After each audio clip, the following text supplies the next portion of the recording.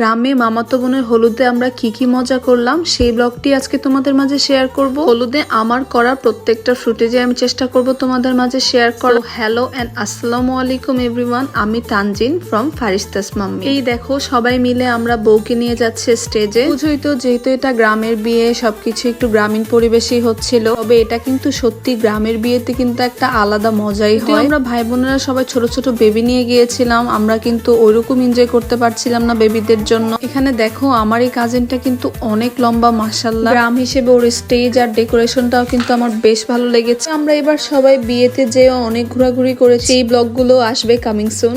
ব্লগগুলো দেখতে তোমাদের কেমন লাগে অবশ্যই কিন্তু কমেন্ট বক্সে জানাবে। এখানে দেখো আমার মামাতো বোনকে কিন্তু হলুদের দিন বেশ ভালো লাগছিল। গ্রাম হিসেবে ওর হলুদের লুকটা বেস্ট ছিল। এখানে আবার আমি আর আমার হাজবেন্ড কয়েকটা রিলস বানিয়ে নিচ্ছিলাম। আমাদের দুইজনকে কেমন লাগছে সেটাও কিন্তু কমেন্টসে জানাবে। এখানে আবার আমরা একটু ক্যামেরাম্যানকে হেল্প করছিলাম, বলছিলাম এভাবে কয়েকটা ভিডিও করে। এখানে দেখো আমার বোনটার মন কিন্তু অনেক খারাপ ছিল। আসলে এটা তো স্বাভাবিক, বিয়ের দিন, হলুদের দিন বউদের মন খারাপই থাকে। এখন তো আমি ব্লগটা এডিট করছি আর ভাবছি মেয়েদের জীবনটা আসলে কি অদ্ভুত, তাই না? তাদের নিজের বাড়ি বলতে কিছুই থাকে না। বিয়ের আগে বাবার বাড়ি, বিয়ের পর স্বামীর বাড়ি, তবেই মেয়েদের জীবনটা কেটে যায়। এখানে দেখো আমি আবার স্টেজ ফাঁকা পেয়ে ফারিস্তার পাপাকে ডাকছিলাম যে আমরা আমাদের দায়িত্বটা শেষ করে ফেলি।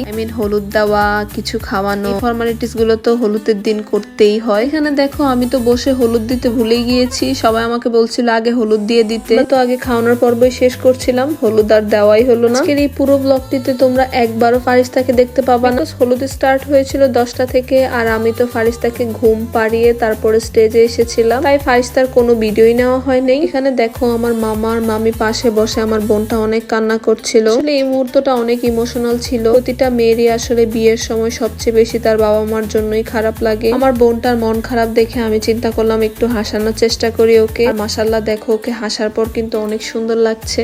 আমার এই ব্লগে আমি আবার সবাইকে ক্যাপচার করতে পারিনি। বিয়েতে সবাই সবার মতো ভিডিও ছবি নিয়ে ব্যস্ত ছিল, আর কেউ তো আমরা বাচ্চা ক্যারি করতে করতে আমাদের সব সময় চলে যাচ্ছিল। স্পেশালি এই ব্লগে তো মুক্তা আপু আর আমার ভাবির সাথে তো একটা ভিডিও করা হয়নি। এখানে দেখো আমি আরেক পাশে যেয়ে দেখি কাটাকাটি বাটাবাটি চলছে। আমি এই পর্যন্ত যতবারই গ্রামের বিয়েতে গিয়েছি আমি ততবারই দেখেছি যে রাতেই সবকিছু প্রস্তুত করে রাখে। পাশে তো দেখি মহিলারা খুব দ্রুত বাটাবাটি করছে, গান গাইছে, আবার হাসাহাসি করছে। আসলে এই মুহূর্তগুলো কিন্তু অনেক সুন্দর। তোমাদের মাঝে আরো সুন্দর কিছু মুহূর্ত শেয়ার করব। এই দেখো এখানে কিন্তু অনেকে নাচানাচি করেছিল, বাট কিছু রেস্ট্রিকশন ছিল যে সবার ভিডিও দেওয়া যাবে না, তাই আমি আমার মামাতো ভাইয়ের বিয়ের ডান্সটাই তোমাদের সাথে শেয়ার করলাম। তো আজকে এই পর্যন্তই। ভিডিওটি ভালো লাগলে অবশ্যই ফারিস্তাস মাম্মিতে ফলো দিয়ে ফারিস্তাস মাম্মির পাশে থাকবেন। আল্লাহ হাফেজ।